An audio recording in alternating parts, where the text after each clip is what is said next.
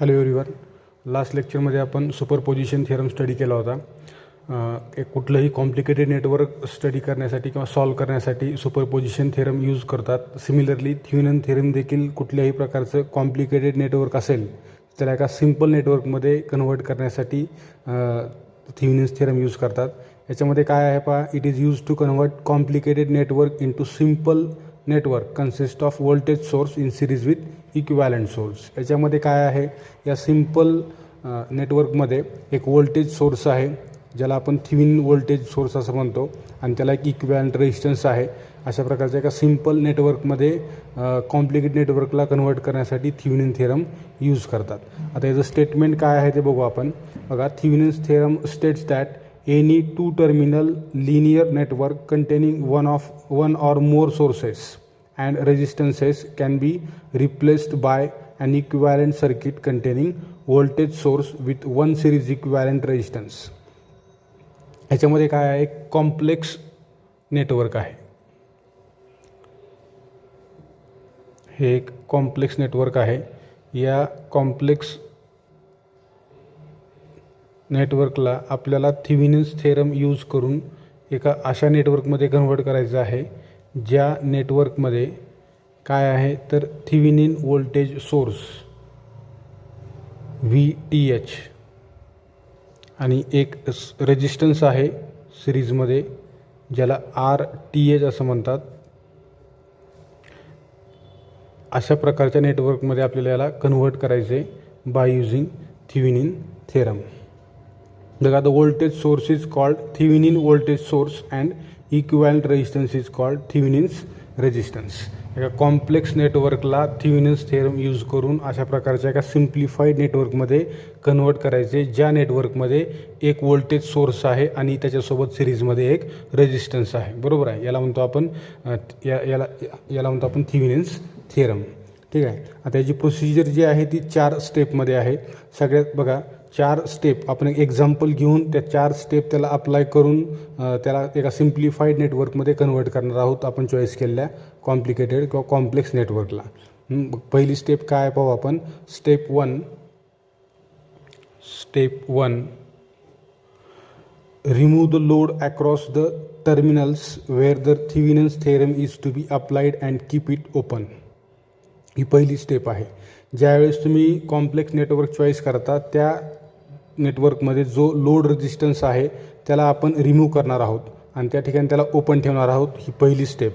Second स्टेपमध्ये काय करणार आहोत, calculate the open circuit voltage across the terminals and it is called VTH. आपण ज्या ठिकाणी तो लोड रेजिस्टन्स काढून टाकला त्या ठिकाणी जे आपल्याला ओपन सर्किट मिळालेलं आहे त्या ठिकाणचं आपण व्होल्टेज कॅल्क्युलेट करणार आहोत. बरोबर. आणि त्याला काय नाव देणार आहोत, VTH. त्याच्यानंतर थर्ड स्टेपमध्ये काय आहे, replace voltage source in the circuit by their internal resistances and calculate the equivalent resistance of circuit by looking from output terminal, it is RTH. And fourth step is now draw the Thevenin's equivalent voltage VTH and RTH and connect the load resistance between terminals and find out the current flowing through load resistance and voltage across terminals. ठीक आहे. अशा 4 step आहेत. या 4 स्टेपमध्ये आपण काय करणार आहोत, थेवेनिन्स थिअरम अप्लाय करणार आहोत. त्यासाठी आपण एक एक्झाम्पल घेणार आहोत ज्याच्यामध्ये आपण काय पाहणार आहोत तर एक करंट फाइंड आउट करणार आहोत थ्रू लोड रेजिस्टन्स आणि व्होल्टेज अक्रॉस लोड रेजिस्टन्स आपण फाइंड आउट करणार आहोत. आता याच्यामध्ये सर्किटमध्ये आपण काय चॉईस केलं, समजा एक बॅटरी आहे. ही बॅटरी आहे समजा 6 वोल्ट. हे पॉझिटिव्ह टर्मिनल, हे निगेटिव्ह टर्मिनल. बरोबर आहे. नंतर एक रेजिस्टन्स आपण चॉईस केला जो आहे R1. त्याच्यानंतर इथं आणखीन एक रेजिस्टन्स आहे R2. इथं आहे R3. ज्याच्यामध्ये कॉम्प्लेक्स नेटवर्क म्हणजे काय, ज्याच्यामध्ये नंबर ऑफ व्होल्टेज सोर्सेस आहेत किंवा नंबर ऑफ रेजिस्टन्सेस आहेत त्याला काय म्हणतो आपण, कॉम्प्लेक्स नेटवर्क. बरोबर आहे. तुमचा इकडल्या बाजूला काय आहे, हा लोड रेजिस्टन्स आहे.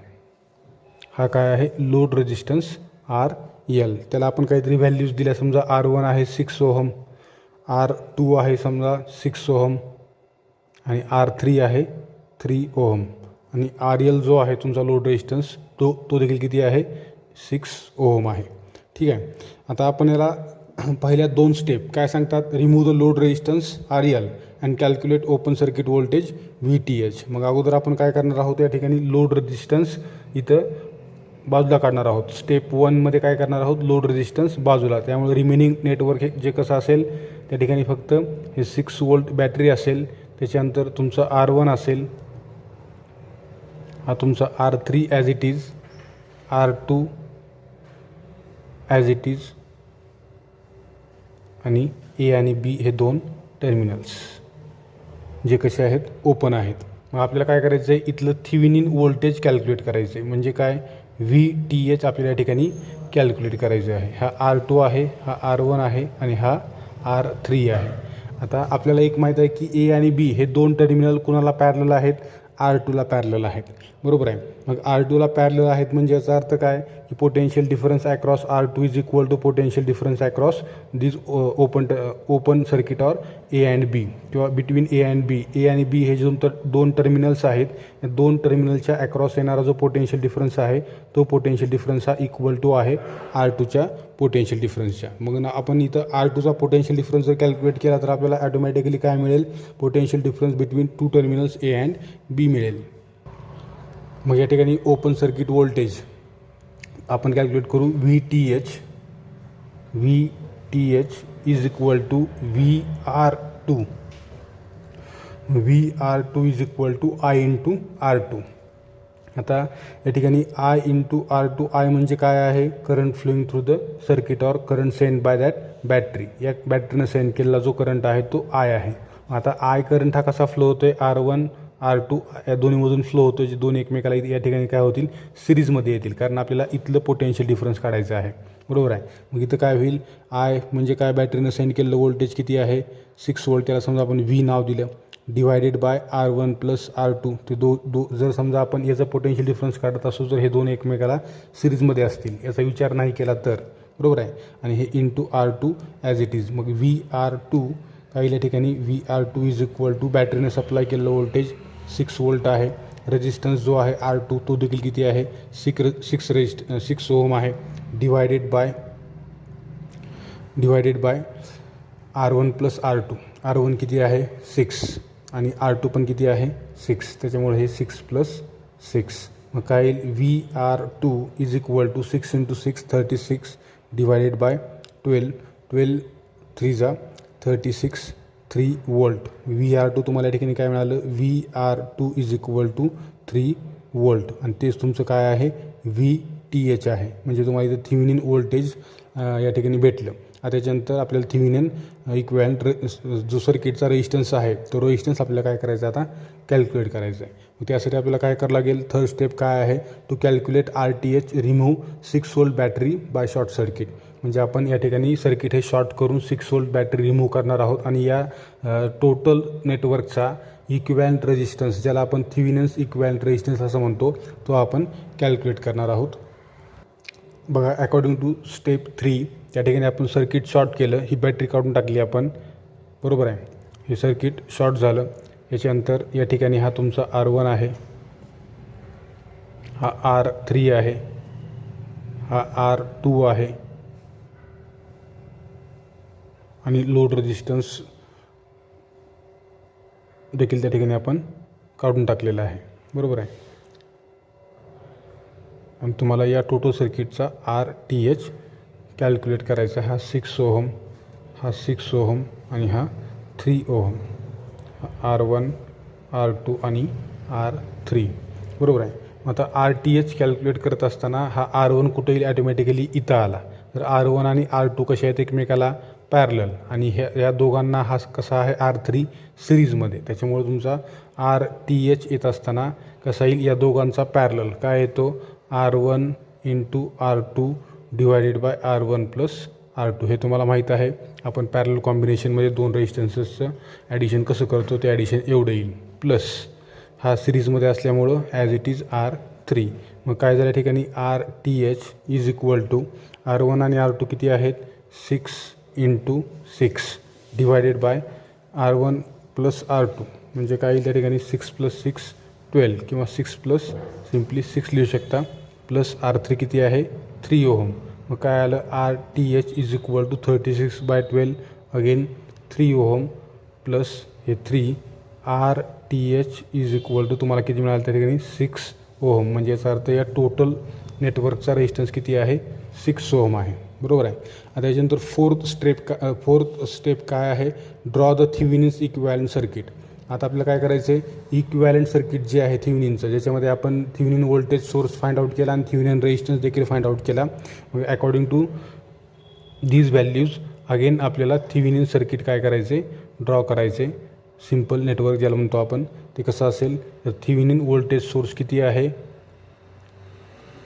आपण फाइंड आउट केला 3 वोल्ट आहे VTH, आणि त्याला सिरीजमध्ये जो आपण Thevenin equivalent resistance find out केला होता तो किती आहे RTH is equal to 6 ohm. बरोबर आहे.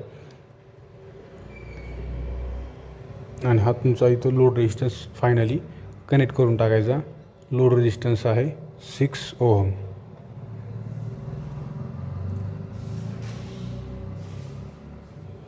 हा RL. ठीक आहे. आता आपल्याला काय म्हणजे त्यांनी current flowing through the load resistance calculate करायचं आहे आणि त्याच्या अक्रॉस असणारं पोटेन्शियल डिफरन्स देखील आपल्याला फाइंड आउट करायचं आहे. मग अगोदर लोड रेजिस्टन्समधला current IL is equal to काय आहे फॉर्म्युला V/R. V या ठिकाणी काय आहे VTH आहे.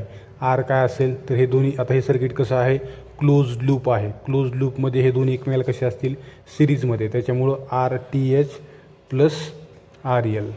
VTH किती आहे 3 वोल्ट डिवायडेड बाय RTH किती आहे 6 प्लस हे 6. मग IL इज इक्वल टू त्या ठिकाणी काय येईल व्हॅल्यू, हे 3/12 म्हणजे 1/4. बरोबर आहे. 1/4 म्हणजेच 0.25 एम्पियर. हे तुम्हाला काय मिळालं त्या ठिकाणी लोड रेजिस्टन्समधून फ्लो होणाऱ्या इलेक्ट्रिक करंटची व्हॅल्यू मिळाली. ठीक आहे. आता याच्यानंतर आपल्याला त्याच्या अक्रॉस असणारं पोटेन्शियल डिफरन्स किंवा व्होल्टेज फाइंड आउट करायचे. मग VRL इज इक्वल टू काय येईल IL into RL is equal to IL किती आलं तर आपला 1/4 घ्या किंवा 0.25 घ्या इंटू लोड रेजिस्टन्स किती आहे 6 आहे. 2 2 जा 4 2 3 जा 6. VRL is equal to again 2 त्या 3ला डिवाइड करा किंवा ॲज इट इज लिहू शकता 3/2 वोल्ट और 1.5 वोल्ट एवढा पोटेन्शियल ड्रॉप त्या कशाच्या अक्रॉस असेल लोड रेजिस्टन्सच्या अक्रॉस असेल.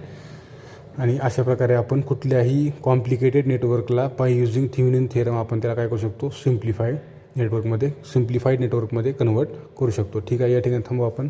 थँक्यू.